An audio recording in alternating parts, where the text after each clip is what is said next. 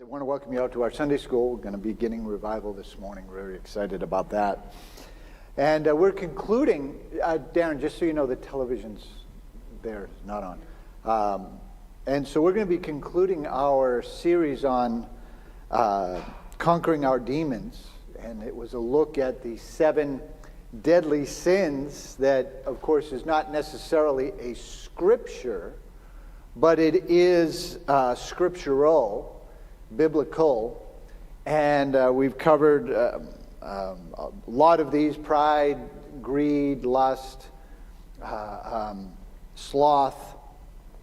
And so this morning we're going to deal with the issue of gluttony. When in first century Rome, or Rome especially around the first century, they were known for carnivals. And carnivals were not like many of us think of a carnival. It's a merry-go-round, it's a Ferris wheel, it's more like Mardi Gras. It was just a obsessive party, and one of the things it was known for was gluttony. In fact, one amphitheater just inside the entrance literally had what they would call, loosely translated, a puke pit, where people would eat, and they would literally, much like a bulimic person, make themselves throw up so they could eat more. And this was in the culture, something that they desired, something they really wanted to have. And so we're going to look at this issue. I need just a couple of scriptures get us started this morning. I need Titus chapter 1. Oh, don't do this to me. All right, Titus chapter 1, verse 12. We get that, Kerry. And then I need Genesis 1, 20 through 22. Mom, and then would you also get 29 and 30? I need Ecclesiastes 5 and verse 18. Steph and Darlene, would you get Psalms 128 and verse 2?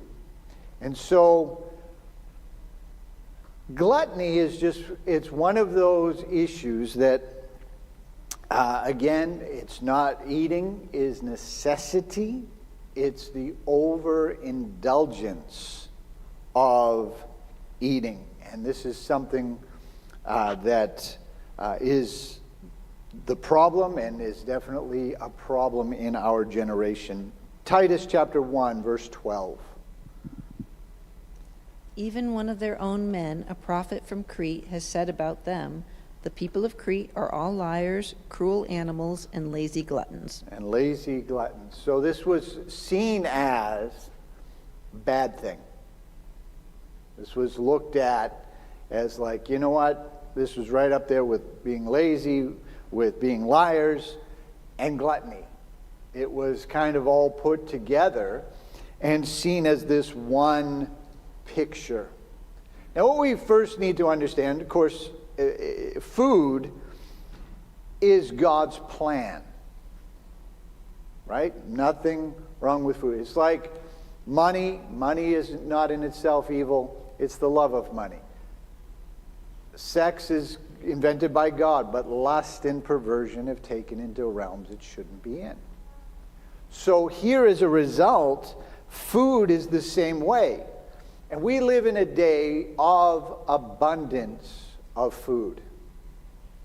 They have come up with new technology between able to modify the growing process. They're able to, through scientific realms, understand soil, understand the nutrients that plants need. They're able to have new fertilizers that can specifically, think about this, in the old times, it was pretty much dead fish and waste. That was your fertilizer, right? That was the old fertilizer. It was where I grew up on Cape Cod, the herring would run, and one of the things that they would do in this is plant them with the corn seed. Catch a heron, plant it in the ground with the corn, and the stalk would grow much bigger, much fresher, because it would use that decomposing. But now they're able to narrow in. This is exactly what corn needs. This is exactly what lettuce needs. This is exactly what potatoes need. This is exactly what carrots need. Oranges, apple, whatever it is. And they're able to get a greater yield from that. God put that principle into creation. Genesis 1, 20 through 22. Then God said, "Let the waters swarm with fish and other life. Let the skies be filled with birds of every kind." So God created great sea creatures and every living thing that scurries and swarms in the water, and every sort of bird, each producing offspring of the same kind. And God saw that it was good. Then God blessed them, saying, "Be fruitful and multiply. Let the fish fill the seas, and let the birds multiply on the earth." And can you skip down to verse 29? Just 29 and 30, just for the sake of time. Then God said, "Look, I have given you every seed-bearing plant throughout the earth, and all the fruit trees for your food. And I've given every green plant as food for all the wild animals, the birds in the sky, and the small animals that scurry along the ground, everything that has life." And that is what happened. And so here God planned food, and he said there would be enough. Now, from time to time you hear about issues of famine. This can happen, especially in Africa. You'll hear there's not enough food. There's famous famines. One of the reasons the Ukrainians do not trust the Russians is Stalin starved out and killed millions of Ukrainians by famine. Ethiopia, I remember back in the 80s, they would do concerts, and these would be Live Aid. This would be for Ethiopia and for different places like that that were suffering from drought and from famine. My family came to the United States. A large portion of my ancestors came because of what they called the potato famine. This was Ireland. Ireland is one of 3 countries in the world that had a greater population in 1850 than it does today. There's only 3 nations have less of a population. All of those were political. It was not an issue of does the world have enough food. It was all political. Stalin made that. What was ironic is that yes, there was in Ireland there was a fungus that was killing the potatoes that struck really bad, but the Irish people were not allowed to eat the corn they were growing because that was all going to be shipped to England. They were not allowed to fish the streams of Ireland because those were privately held by English landlords. So when you begin to go back in history, you begin to see, well, the Ukrainian conflict with Russia, that is long standing. That's not like, oh my gosh, can you believe that Putin just attacks this? There's animosity that has been there for generations. And each side would have its fair share of the blame. And so you begin to look at this, but God put in creation the thought of food reproducing itself.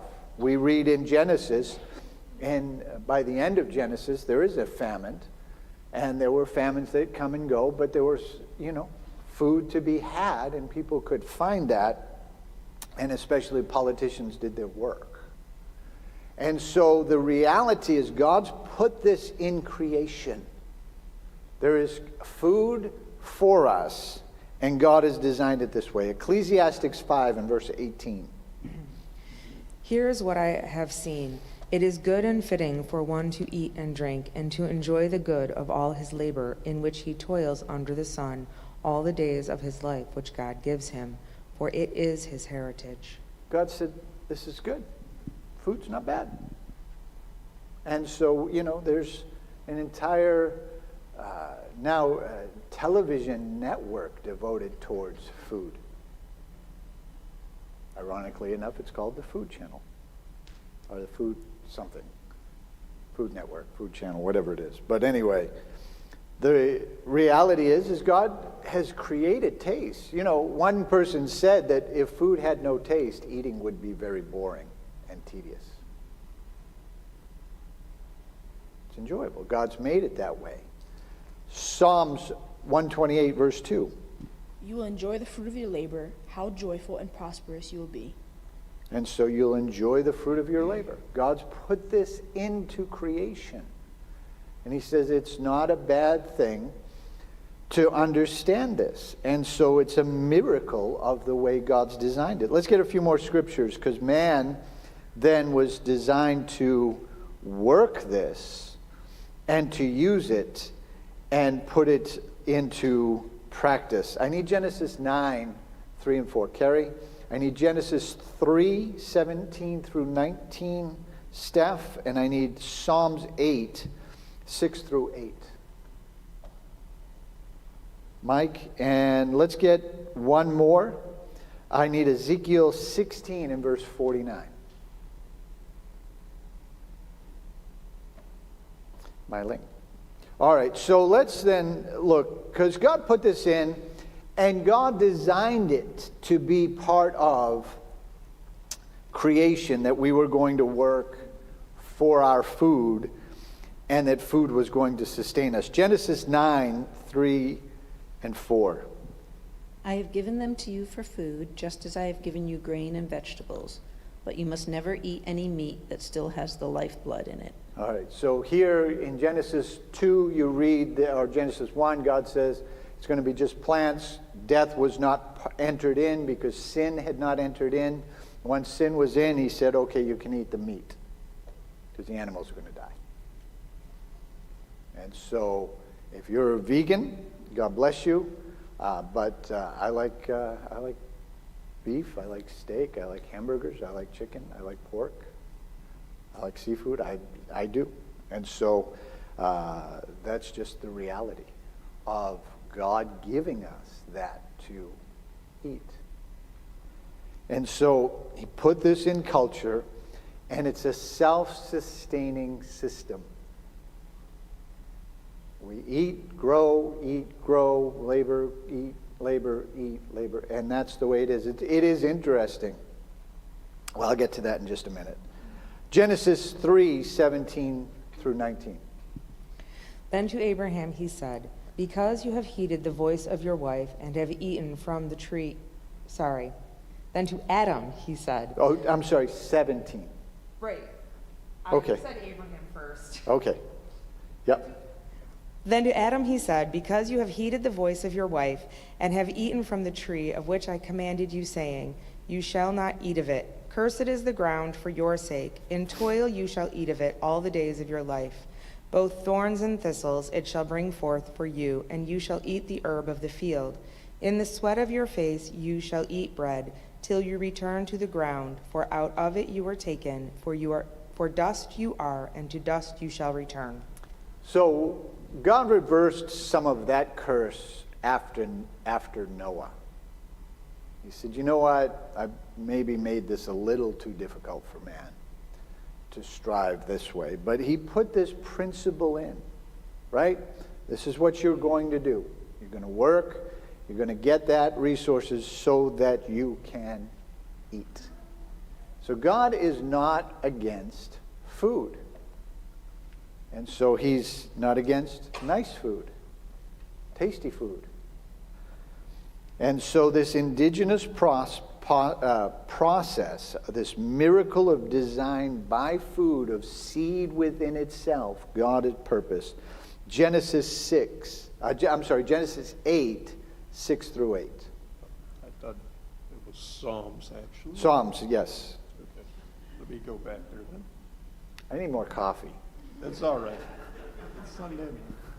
Coffee is a gift of God. But anyway, Yep. Okay, so it says, you've made him to have dominion over the works of your hands. You have put all things under his feet, all sheep and oxen, even the beasts of the field, the birds of the air, and the fish of the sea that pass through the paths of the seas. and so God created in creation that we were going to have dominion over these. Animals don't have equal rights to humans. Sorry, PETA. They don't. God gave us dominion. Let's now enter into the problem. The problem of gluttony is overeating. It has to do, I believe, with a crisis of faith. That there won't be enough later. I better get it now. In 1999 to the year 2000, they did a survey in the United States. 30.5% of Americans were considered obese. Obese is a technical medical term of a body mass index, a BMI, of plus or of 30 or greater. 30%.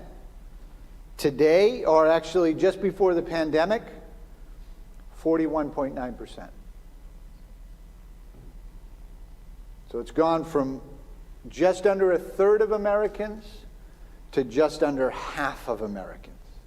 In fact, 73.6% of Americans are considered overweight. That's a body mass index of 25 to 29.9.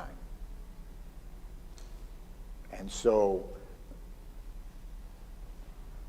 41.9% of Americans would have over 30. And so this is a problem. Adolescents and children, 22%.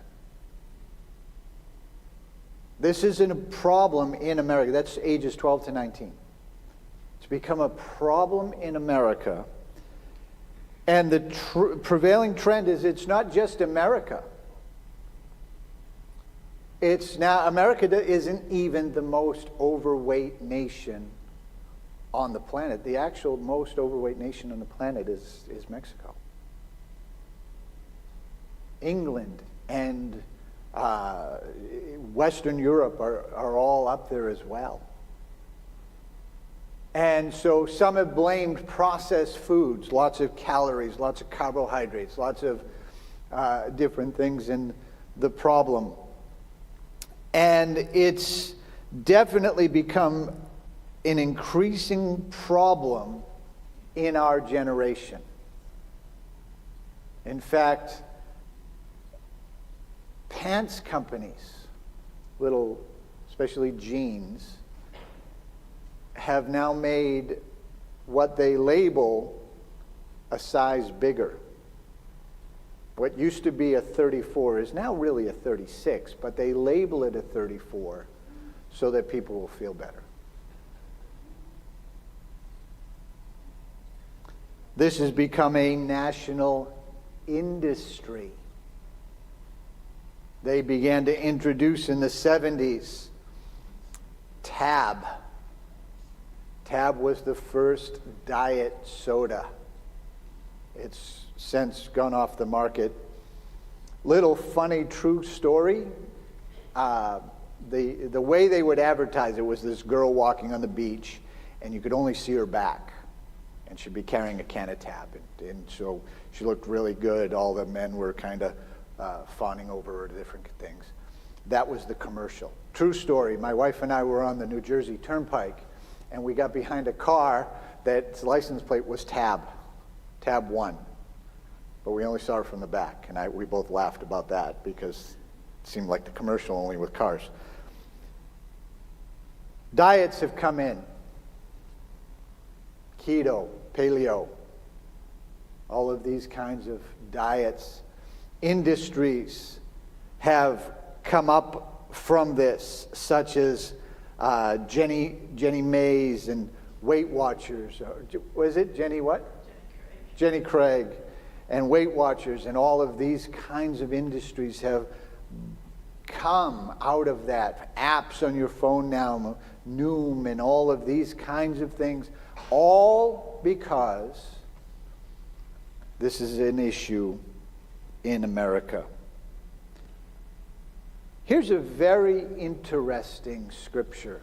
I want to ponder this with you for a minute. Ezekiel 16, verse 49.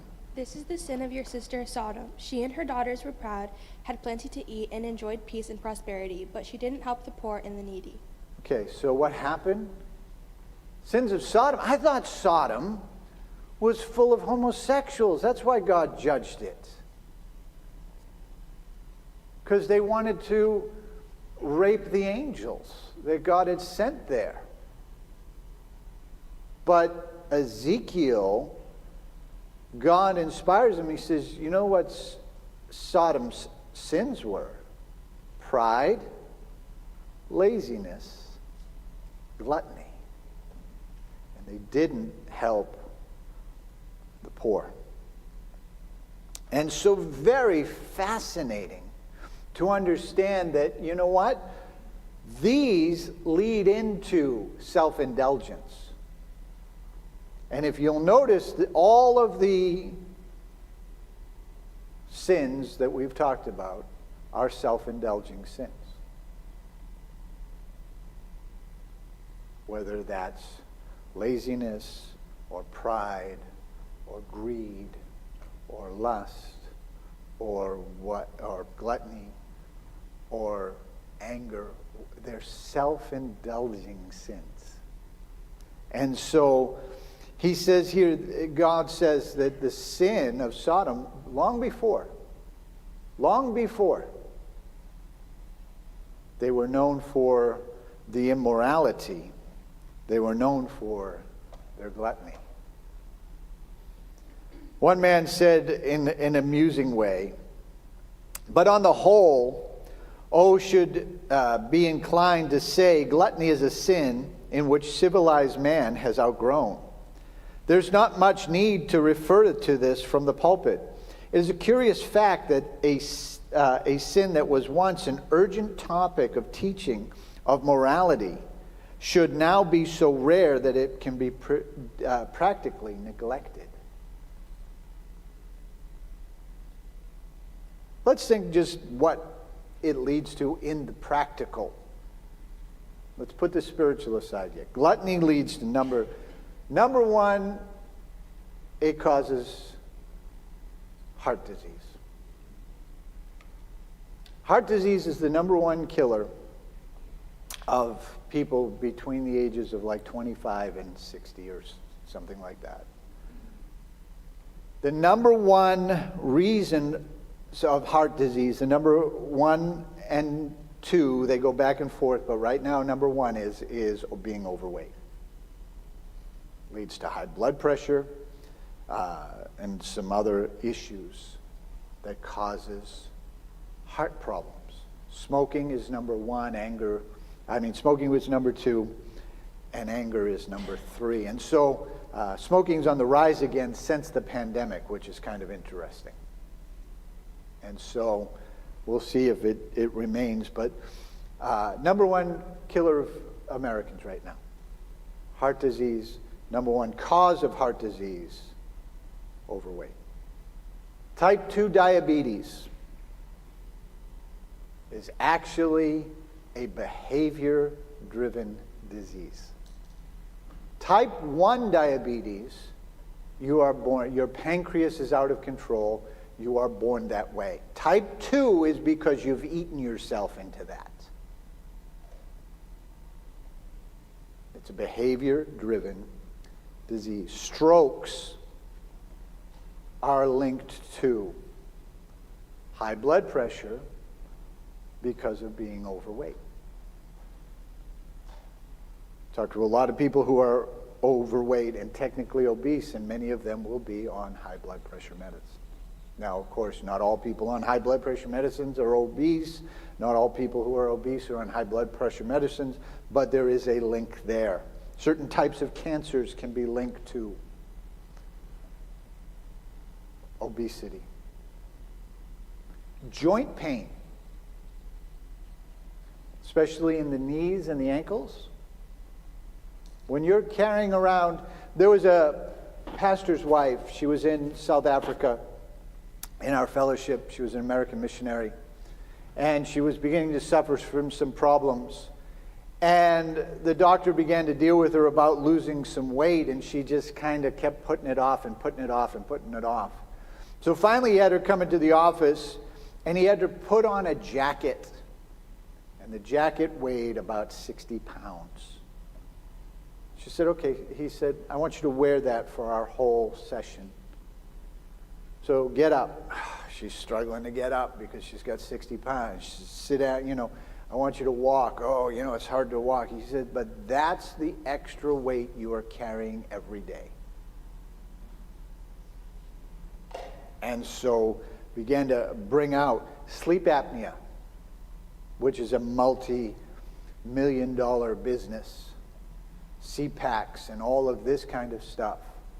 Many times it's related to overweight. That's not to say that thin people don't snore, okay? But it's probably easier to roll over when you're, not obese. So these are distinct issues. Now think about our nation. You go to most restaurants, they cater to gluttony. They'll give you huge portions. Supersize. Right? Get the large Coke. Get the large fries. Make it big. Extra big. Now they've got, meal deals. It's not just one burger, it's two. Cokes and fries and all of this. All-you-can-eat buffets. Because bless God, you go to an all-you-can-eat buffet to get your money's worth. Right? These industries are now catering to this. I was in, I want to say it was Outback. And they have a appetizer called the Bloomin' Onion. You ever seen that? There are more calories in a Bloomin' Onion than you're supposed to consume in a day. One dish. 2,400 calories. Average male is about 2,200 calories. Average female is about 2,000 calories. 2,400. One appetizer. Now, I understand an appetizer, the thought there is this is to be shared. But on the other side of that, you get an appetizer before you get your meal. So you haven't eaten your steak and potatoes or your chicken or your gravy or whatever. And so this is it. Almaretto, Texas has a restaurant called the Big Texan. They, for many, many years, have had the challenge of the 72-ounce steak. 4.5 pounds of meat. If you can eat that, the shrimp cocktail, the baked potato, the salad, the roll, and the butter, in 1 hour it's free. And people try. 4.5 pounds of meat. I actually was listening to a podcast on why Red Lobster went out of business and what did them in. And one of it was the all-you-can-eat shrimp that they served, which was a Hail Mary pass as far as trying to rescue the business and all of this kind of thing. The average human can eat about and feel satisfied less than 3/4 of a pound of meat. If you ate that, you would be stuffed. 3/4 of a pound. This is 4.5 pounds.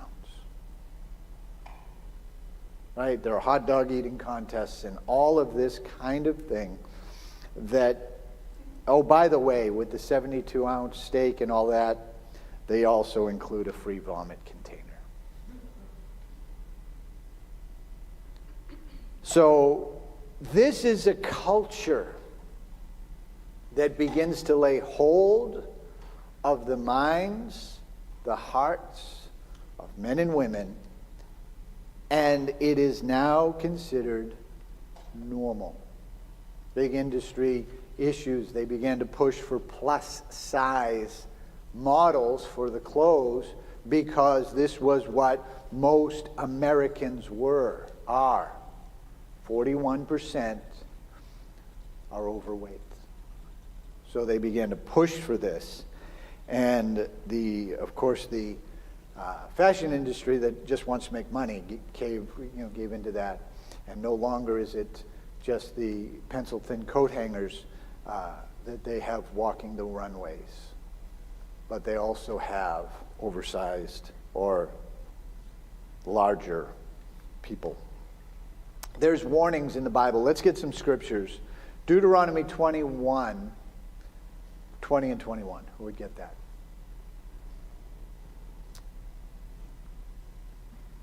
Rowan, my goodness.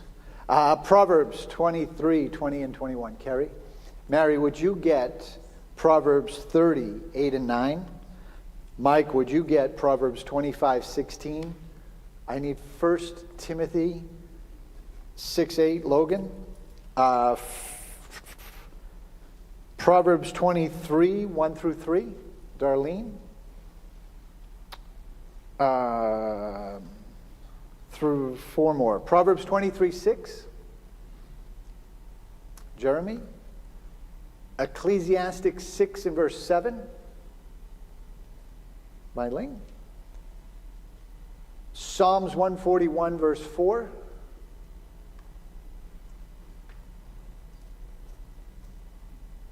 Yanni, and one more, Galatians 5:23. Mom, okay. So there's a biblical admonition warning us against gluttony. Deuteronomy 21, 20 and 21.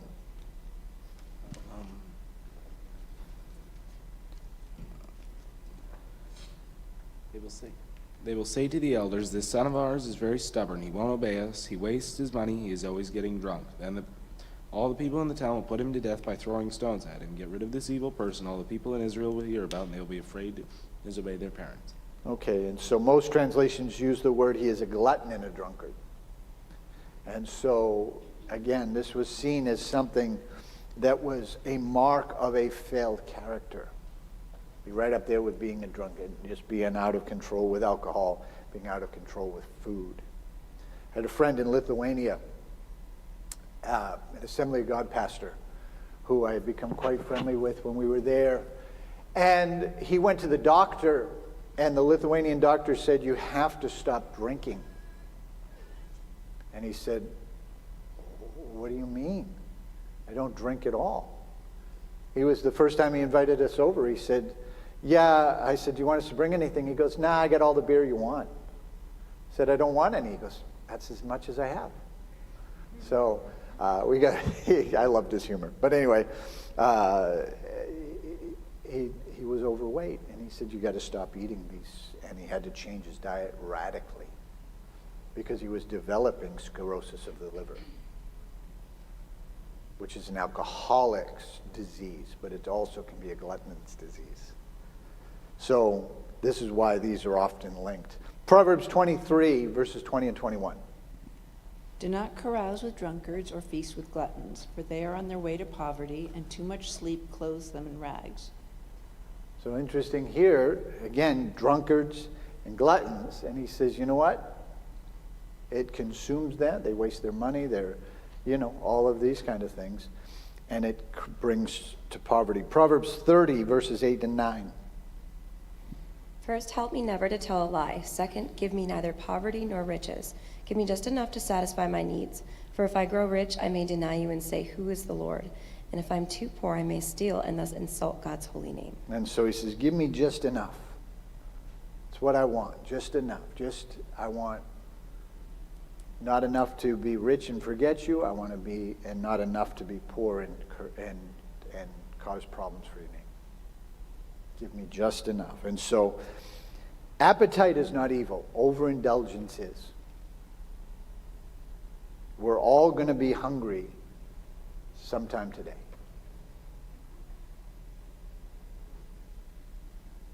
Do you know that? Every one of us. I'm hungry. And if you don't get hungry, if you don't satisfy that in time, what do they call it now? You get hangry, which I love that term. I've been hangry before, right? You're so hungry, you begin to be a little upset. And so that's not a problem. But the problem is too much. Proverbs 25:16. Have you found honey? Eat only as much as you need, lest you be filled with it and vomit. So he says, you know what? Sweets aren't bad. But don't eat it to the point where you eat too much because it'll make you sick. I mentioned recently, I don't enjoy chocolate with mint. It's just a personal thing, and I think that's because when I was a kid, I ate an entire box of After 8 dinner mints. And I indulged on it too much, and it just has this bad memory in my mind that I just don't like it. I just don't. I remember there was a thing called Denty Moore's beef stew. It comes in a can. I don't know if they still have it. But when I was a kid, I ate some, and then I got very sick right afterwards, and I can't eat that because it reminds me of being sick. It had nothing to do with the Denty Moore's beef stew, but it had everything to do with a memory. And so he says, don't eat too much and be till you're sick. 1 Timothy 6:8. But if we have food and clothing, we will be content with that. So Paul says, if I have enough, just be content. You don't always need the latest, greatest fashion. You don't always need the latest, greatest this, You don't have to give yourself over to this. Constantly, just be content. Contentment is a gift from God. But gluttony is a choice. And I mentioned in the beginning of this, it is a crisis of faith. It is the belief that I won't have enough tomorrow. That God's not going to take care of me today. I've got to take measures into my own hands. And this creates the thought of the, pushing away. Proverbs 23, verses 1 through 3. While dining with a ruler, pay attention to what is put before you. If you're a big eater, put a knife to your throat. Don't desire all the delicacies, for he might be trying to trick you. So he's saying, you know what? People get seduced by food. Into all sorts of business deals or any other kind of that. They're tricked by food, because especially if they're a big eater. So this is dangerous. Proverbs 23, verse 6. Do not eat the bread of a miser, nor desire his delicacies. Okay, so don't desire. Don't give yourself, I got to have that, I got to have this, I got to try this, I got to try that. Be content. Ecclesiastes 6 and verse 7. All the hard work of humans is for the mouth, but the appetite is never full. So here's the warning. You know what? Your stomach will take between 20 and 30 minutes to tell you you're full when you're already full. Right? We all probably have experienced that on Thanksgiving. Right? You're eating, and then it's like, oh, I'm stuffed. Well, you were probably done 20 minutes ago. But you didn't know that because your body wasn't sending those signals. And so it's important to understand portion control, and this has to do with discipline. that we say, you know what? I'm not going to give myself over to food. Ecclesiastes 6 and verse 7.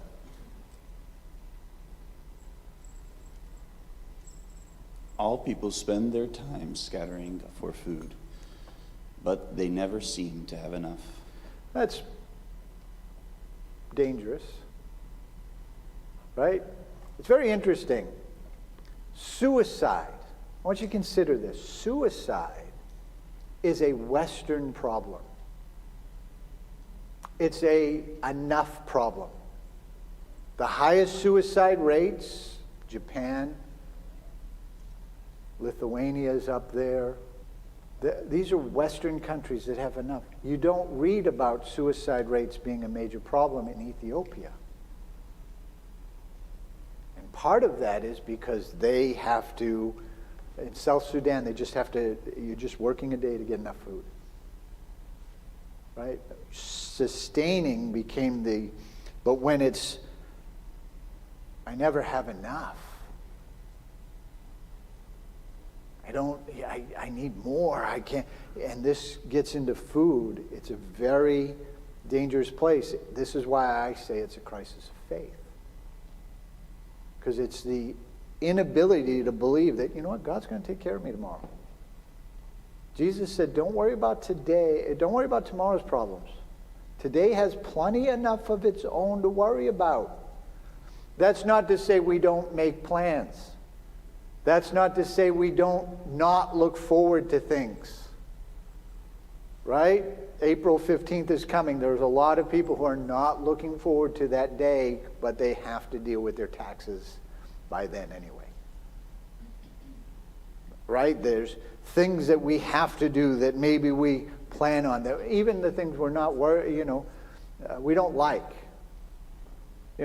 Certain medical procedures, certain bills we know. We got to fix the car. That's going to cost X amount of dollars. We got to, Yeah, I get that. There's issues of life that we have to work through in life. But the reality of food is saying, God, I don't think you're going to take care of me tomorrow, so I'm going to have to eat more today. Then it becomes a habit. Then it becomes an addiction. Then it becomes a problem. And so, like all of these other sins, if we believe that God will help us, we'll repent, call it what it is, God will help us. There is a promise of God that he will give us self-control. It's part of the fruit of the Spirit. Galatians 5, verse 23.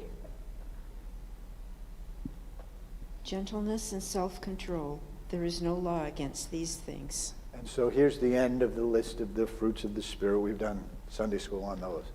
So here he says, one of them is evident, is this issue of self-control. I remember going to a buffet restaurant. We were young. And there was a man who came in. And he came to the buffet, and he had to turn around his chair because he couldn't sit. His stomach kept him out from the table too far, so he needed the back of the chair to pull into the table. And he was there when we got there, and he was there when we left. And so self-control. And so there has to be brought in there. This is why I'll make this statement, and you have to weigh it through. You can be skinny and a glutton, but you won't stay skinny for too long. And so this is a problem that we have to face. And so this will conclude the 7 deadly sins. Right? Pride, lust, anger, laziness, greed, gluttony, and there's one more I can't think of at the moment. But the reality of life is that God wants us to conquer these. we can have victory. Jesus said, in the world you will have tribulation. But be of good joy. I have overcome the world. We can overcome these. I've seen people break all of these and more. And God can help us. Are there any questions or comments? Sharon? I didn't think I realized it was kind of rooted in fear. I've always just thought of gluttony as like someone being sad and like needing to comfort themselves. Is that also a root of it? Well, that can be part of it. That's self-pity, though. You know, what you're dealing with there in comfort food is, oh, I was depressed, so I ate. And I understand, if your dog dies, yeah, you're going to be upset for the day, and maybe you have some ice cream. But that's a one-off. When that goes on and on and on in life, that's not now just a event-driven time. That becomes the go-to. That becomes the comfort, right? I had a bad day. Show of hands. How many had at least one bad day in the month of March? Right? Why? Because you're breathing. And we're all going to have bad days, especially when the weather's just so unpredictable as it is, right? You wake up 2 weeks ago, you know, last week it was 70. This morning it's like, what happened? Exactly. And so, you know, we go through that. But so when it's a one-off response, yeah, okay, that's fine. But when it becomes the pattern, and gluttony is the issue of a pattern, we'll all overindulge on Thanksgiving. But that's a one-day-a-year kind of event, right? That's not what gluttony is. Gluttony is when it's happening and happening and happening and happening and happening. And like I said earlier in the Sunday school, you get to the point where 41% of Americans are technically obese. Body mass index of more than 30. And so that leads to all the health problems. So you begin to weigh it out, and so you get older, you're going to struggle, your metabolism doesn't burn as fast. Those are kind of realities that you may never know, because Jesus may come, but the rest of us, right, that have to deal with this. And so there is those realities. But yeah, that's why when it's I won't have enough, so I've got to take care of this now. It's a sister of greed, right? I'm going to lack, so I've got to, keep, and I got to, and it's a lack of faith. So whether it's food or money, these become sisters. So, that answer your question? That was an excellent question. Anyone else? Well, The first verses that you had us read, something stood out to me at the end of it. It was like maybe being lazy and not taking care of things and so forth. And the end of it said, not caring for the poor. It's like, oh, that's... Sodom's sins. Sodom's sins were gluttony, pride, and laziness, and they did not care for the poor. Right, these are all linked together. They're all very self-centered as opposed to God-centered. And, that's why Sodom sins. Homosexuality. Long before that, it was pride, gluttony, laziness, and they didn't care for the poor. Self-indulgence walks you down that road. So that's why the warning is there. It's a fascinating scripture. Ezekiel 47. All right, we're going to start revival in just a few minutes. And so we're going to have a great time. The Lord Bless you. We're going to start a new Sunday school next week on the armor of God.